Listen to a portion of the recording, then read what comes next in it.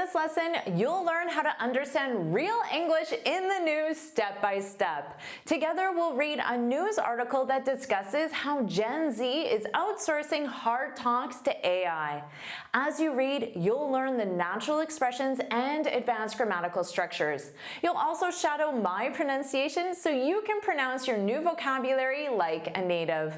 Welcome back to JForrest English. Of course, I'm Jennifer. Now let's get started. Our headline, Gen Z outsourcing hard talks to AI, and the results are massively cringe. First of all, let's talk about Gen Z. This is short for Generation Z. So it's an age group. And that age group is if you're born between 1997 and 2012, so you would be 14 to 29. I didn't know this off the top of my head. This is from AI. So Gen Z outsourcing hard talks. So if you're outsourcing something, it means you give that job to someone else. So you're giving the job of having a hard talk to AI. Now, a hard talk represents a difficult talk, a difficult conversation. So maybe if you want to break up with someone, reject someone, quit your job, or some other difficult conversation. Now here, there is an auxiliary verb missing because this is in the present continuous. That's why we have the ing form. But in headlines, it's very common to omit auxiliary verbs and articles to keep the headline as short as possible. Now, if you were to write the auxiliary verb, what would it be? Gen Z is outsourcing, because the entire generation would be considered a collective noun. There are many people in that generation, of course, millions of people, but we conjugate it as singular. So Gen Z is outsourcing. Gen Z is using AI. There is a very common term that would be conjugated in the plural, and that would be Gen Zers. Zers. Just like if you are a dancer, you're someone who dances. A teacher, someone who teaches. So in this case, adding this ERS, it means the people who are in Generation Z. But because it's people, that's the plural, right? So in that case, it's R, Gen Zers. Now you can say Generation Zers, but it's very common just to shorten generation to Gen. Gen Zers are outsourcing difficult conversations, and then the rest of the headline to AI. And the results are massively cringe. The article used this word on purpose because Gen Zers love using this word. This is a relatively new word in the English vocabulary, and it is slang informal, but they're using it specifically because it represents Gen Z. Now, this is an adjective, and it represents awkward, embarrassing, or socially inappropriate. The adjective comes from the verb cringe, which has been around for a long time. But for example, my grandparents probably wouldn't know the meaning of this word, cringe, because it's a relatively new word that Gen Zers use. But this as a verb is very common. So I cringe every time I think about, and now you need something awkward, embarrassing, or socially inappropriate. So I cringe every time I think about spilling coffee on the new CEO. So I introduced myself to the new CEO and I spilled my coffee. Ugh. So that's cringe when you do this. Ugh. And you usually do that because you're remembering something awkward, embarrassing, or socially inappropriate. So this was the perfect use of this term. Now, don't worry about taking these notes. I summarize everything in a free lesson PDF. You can find the link in the description. Let's keep reading. Researchers, teachers, and mental health professionals alike have spent the past few years reeling as teens and young adults exported their brains to AI chatbots. Okay, so if you export your brain, this is figurative. So if you export something, you can change the location of it. You can change the settings of it. So it's in the sense of giving your brain to AI. So of course, that's being used figuratively. But let's talk about the use of alike. Alike means equally in the same way.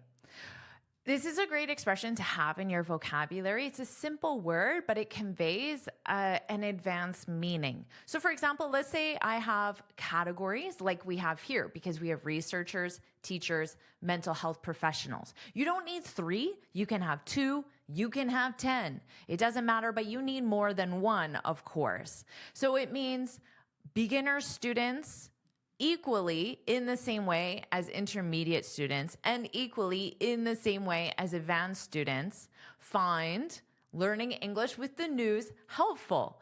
So said another way, you could simply say all students, or all levels find learning English with the news helpful. So then you would just take this information because you don't want the word alike because the all represents that meaning. So all students, all levels find learning English with the news helpful. So again, you would use this one word to convey that same meaning in a more advanced formal way. So if you agree that all students find learning English with the news, what we're doing right now, find it helpful, then put that's right, put that's right in the comments. Now let's keep reading. Researchers, teachers, and mental health professionals alike, so all of them in the same way, have spent the past few years reeling.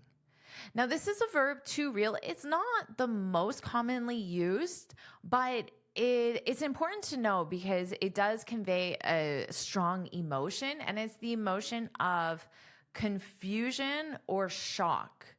Now shock is similar to confusion, so it just depends on the context. So have spent the past few years confused or shocked as teens and young adults export their brains to AI. So you can imagine that if they're talking about researchers, teachers, and mental health professionals, likely older than this generation, they don't understand this behavior because it's not what they grew up with. So they're confused or shocked. They don't understand it. So that's the use of reeling.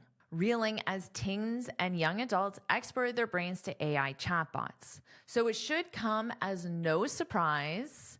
They're now using the tech. So the tech being short for technology. The technology is AI chatbots as a crutch to sidestep hard conversations they don't want to have. So a crutch represents something that you rely on, but it sounds like in a negative way because it's not something that you should rely on permanently. It should only be temporary. But if it's a crutch, it sounds like you're relying on it more in a permanent way. Because this comes from the word crutches. Crutches are what you use to walk if you have a leg injury or maybe even a hip injury. And you use crutches temporarily to help you heal from an injury, but you wouldn't use crutches permanently. So that's the meaning that you can think of. So something that you're relying on when you shouldn't be. For example, subtitles are useful in certain cases, but they often become a crutch for beginner, intermediate, and advanced students alike. So notice I added alike, and I'm describing subtitles as a crutch. So something that students, all students, because I used alike, all students rely on too much when they shouldn't, because it takes away the opportunity for them to improve their listening skills, and also because in real conversations in person, subtitles aren't available. So they can be a crutch. Now here, using the tech as a crutch to sidestep. If you sidestep something, you avoid it. So let's say this is a question that you don't know how to answer.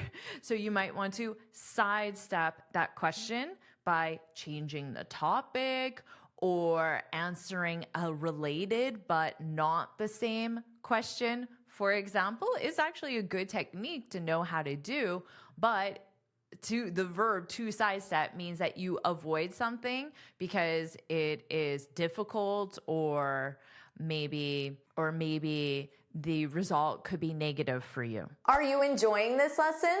If you are, then I want to tell you about the Finally Fluent Academy. This is my premium training program where we study native English speakers from TV, movies, YouTube, and the news so you can improve your listening skills of fast English, expand your vocabulary with natural expressions, and learn advanced grammar easily. Plus, you'll have me as your personal coach. You can look in the description for the link to learn more, or you can go to my website and click on Finally Fluent Academy. Now let's continue with our lesson. There's already a term among researchers for the phenomenon, and the phenomenon being Gen Zers outsourcing difficult conversations. So that's the phenomenon. And the term is social offloading. Now, they put it in quotation marks because at this point, it sounds like it's not an official term. So if you put this in the dictionary, you may not get a definition for it because it's just a new term or is an unofficial term. So social offloading. According to an upcoming study to be published in the Journal of Experimental Child Psychology, it applies to, so the it being social offloading, the term, it applies to any shared task-based situation in which an individual is able to leverage agents being ChatGPT or Gemini or other AI. Leverage agents. So if you leverage something, it means you use it to your own advantage, or to some advantage. To leverage agents in the social world to facilitate, to help, to facilitate their own cognitive, mental performance. So that is what the term social offloading means. Basically, using AI to improve your own mental performance. Let's keep reading. In other words, so here, in other words, this is an excellent phrase you should have in your vocabulary, and you can use it when you're explaining something and maybe your explanation was quite long or quite complex, more complex than it needed to be. You can say, in other words, and then try to explain the same thing more concisely, which means less words, or more simply, which means less confusing. In other words, social offloading is exactly what happens when you ask ChatGPT to write a text message to reject someone on your behalf. For example, this is pretty funny. They're letting you know, for example, this is just an example of social offloading. There are many different tasks that you could ask ChatGPT or other AI to do that would be considered offloading. But remember, it was about having a hard talk, a difficult conversation. It's not easy to look someone in the face and say, I don't like you, or I don't want to go out with you. To go out with someone means to date romantically, okay? It's not an easy thing to do. I guess it's easier to send a text message, but I guess it's still easier just to ask ChatGPT to send that text message.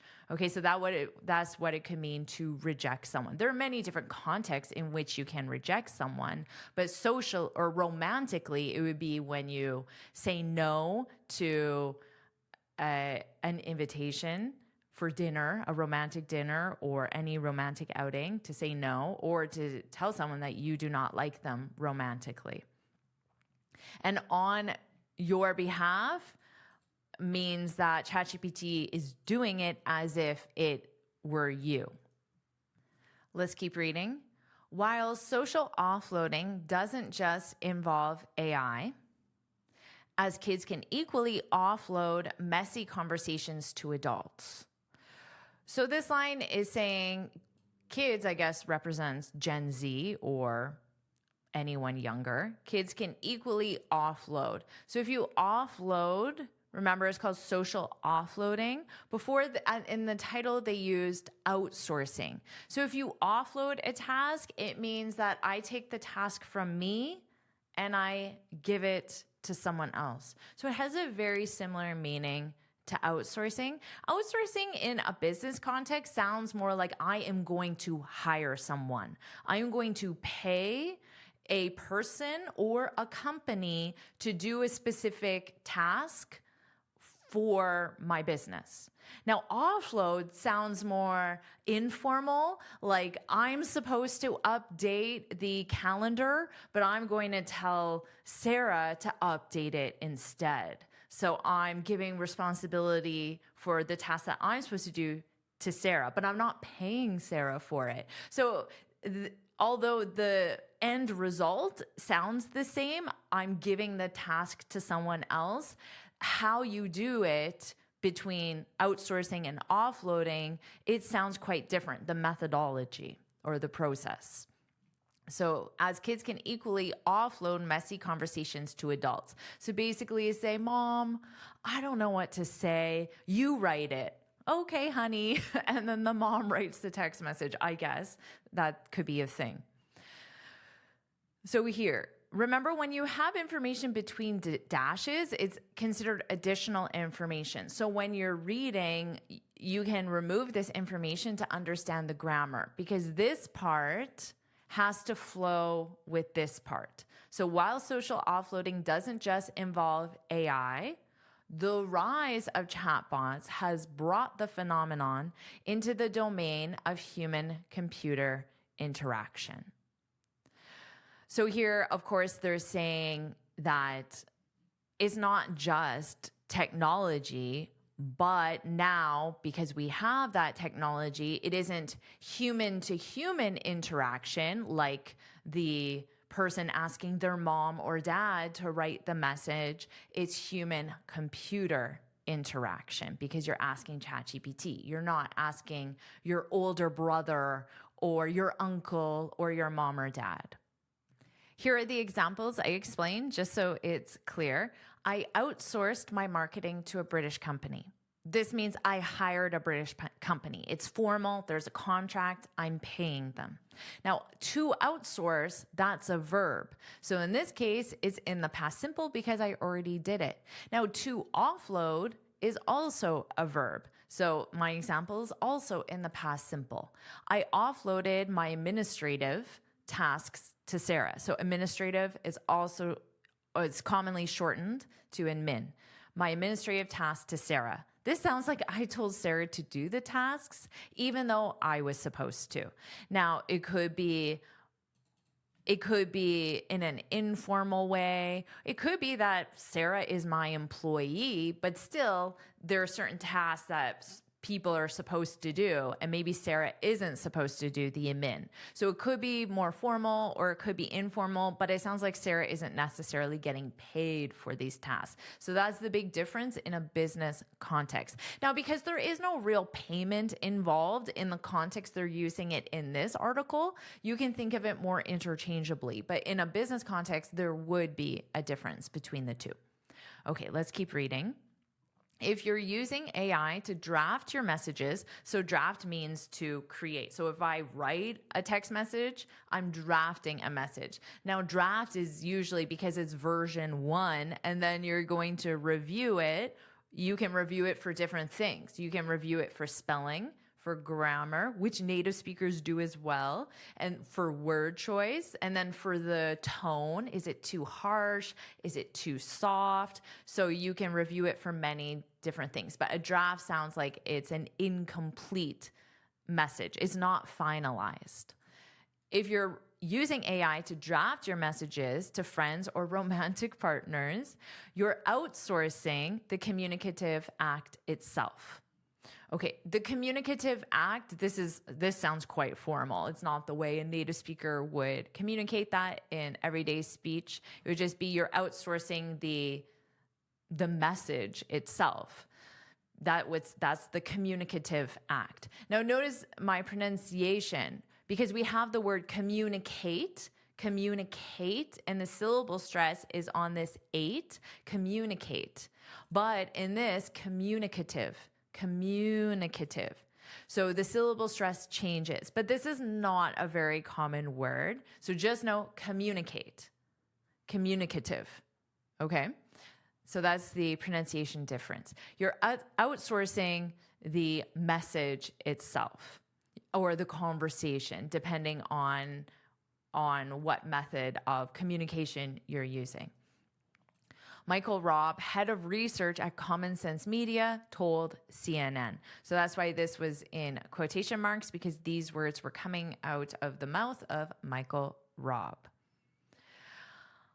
I have seen young people, late teens, early 20s. Okay, so notice these different categories. Young people, I don't know what Michael Robb considers to be young. It just depends on Michael Robb's age, really, because what you consider to be young depends on your age. We all have a different definition. So I'm not sure what he means by young people. But late teens, this has a very specific meaning. What would it be? Well, the oldest a teenager can possibly be is 19. The youngest a teenager can possibly be is 13. So these are the only numbers in English that end with the sound teen and the spelling teen. So this is the age bracket of a teenager. If you're 12, you're not a teenager. If you're 20, you're not a teenager. So if I take this range, which is already quite limited, and I want to consider late teens, I would personally think 17 to 19. Because the range is not very wide. So to be in your late, because there has to be an early, mid, and late. So early would be 13 to 15, mid would be 15 to 16, and then late 17 to 19. If you're going to divide that category into 3. So a late teen would be someone who's 17, 18, or 19 years old. Now early 20s, well, again, 20s is from 20 to 29. So early 20s generally would be 20 to 24. Because when you turn 25, you're in your mid 20s. And when you're 28, 29, you're in your late 20s. So we have those 3 categories for ages: early, mid, late. And you would use the preposition in. I'm in my early 20s. She's in her mid 20s. Blake's in his late 20s. And notice for all of them, you also have the S because it represents the entire decade. Let's review this again. I have seen young people, late teens, early 20s, using AI to socialize. And oftentimes, they're using it as a way to compensate for the fact that they don't really know how to truly interact with others. The verb is compensate, but it requires the preposition for, because you compensate for something. And in this case, the something is the fact that Gen Zers don't really know how to truly interact with others, whether you agree with that or not. Okay, so to compensate for is to make up for, but you make up for a lack. So it could be a lack in the sense of you lack a skill, you lack an ability, a deficiency, or a problem. So for example, I use subtitles to compensate for my weak listening skills. But keep in mind that it makes it sound like your use of subtitles is negative, okay? Now, that's not always true. I'm not trying to discourage you to use subtitles. I'm just using an example that can be true depending on the situation. So if you never try to improve your listening skills and you only use subtitles, then remember that's also a crutch, something you rely on negatively. You rely on it more than you should, but you're also only using it because you have to compensate for, you have to make up for your weak listening skills. So you need this level of listening skills to watch a TV show. Now, your listening skills are here. So you use subtitles to get your listening skills up to this level to compensate for. So that's the meaning. It's very commonly used. I recommend that you study the meaning here and the grammar and try some example sentences so you feel comfortable using it. Experts warn that this habit, so the habit of outsourcing or offloading hard conversations to AI, this habit may be stunting emotional growth. So if something stunts your growth, it means that it prevents you from growing. So in this case, grow emotionally. Now, emotionally is your ability to have difficult conversations with people. Now, your ability should be up here, but then because of using AI, your skill, your level only gets to here. It doesn't keep growing even though it should. So that's the use of to stunt. Maybe stunting emotional growth, leaving an already isolated generation who came of age. If you come of age, it means you become an adult. Of age means that you are an adult. So you might say, oh, you can't enter this store because you're not of age. So maybe the store sells alcohol, for example. And in North America, you have to be a specific age to buy alcohol. So you're not of age. You're not the required age, which represents adult. So who became adults during the pandemic, even less prepared for the messiness of human connection. If every tricky or difficult text is crafted or vetted by AI. Okay, crafted and vetted have different meaning. Do you know what they mean? Craft means create. So this afternoon, I'm going to craft a new marketing message for my website. I'm going to create it. It's just a more formal way of saying create. So to craft a message. Now to vet means to review. So let's say I first write the marketing message for my website, but then I can give it to ChatGPT and say, vet this. And I might be more specific, vet this for clarity or vet this for grammar.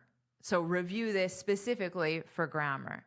So that's the use of vet by AI. It may instill the belief. So if it instills the belief, it means it gives you the belief. It causes you to have the belief. And once the belief is instilled, it's your belief. So it's difficult to change it if it's already instilled. So it may instill the belief in users that their own words and instincts are never good enough. And that's the end of the article. So now I'll read the article from start to finish and you can focus on my pronunciation. Gen Z outsourcing hard talks to AI and the results are massively cringe. Researchers, teachers, and mental health professionals alike have spent the past few years reeling as teens and young adults exported their brains to AI chatbots. So it should come as no surprise they're now using the tech as a crutch to sidestep hard conversations they don't want to have. There's already a term among researchers for the phenomenon, social offloading. According to an upcoming study to be published in the Journal of Experimental Child Psychology, it applies to any shared task-based situation in which an individual is able to leverage agents in the social world to facilitate their own cognitive performance. In other words, social offloading is exactly what happens when you ask ChatGPT to write a text message to reject someone on your behalf, for example. While social offloading doesn't just involve AI, as kids can equally offload messy conversations to adults, the rise of chatbots has brought the phenomenon into the domain of human-computer interaction. If you're using AI to draft your messages to friends or romantic partners, you're outsourcing the communicative act itself. Michael Robb, head of research at Common Sense Media, told CNN.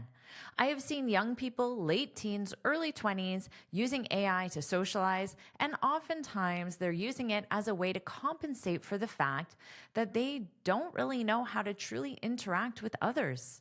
Experts warn that this habit may be stunting emotional growth, leaving an already isolated generation who came of age during the pandemic even less prepared for the messiness of human connection. If every tricky or difficult text is crafted or vetted by AI, it may instill the belief in users that their own words and instincts are never good enough. Amazing job with this lesson. Do you want to keep learning English with the news? If you do, put yes, yes, yes, yes, yes, yes, put yes, yes, yes in the comments below. And of course, make sure you like this lesson, share it with your friends, and subscribe so you're notified every time I post a new lesson. And you can get this free speaking guide where I share 6 tips on how to speak English fluently and confidently. You can click here to download it or look for the link in the description. And here's another lesson I know you'll love. Watch it now.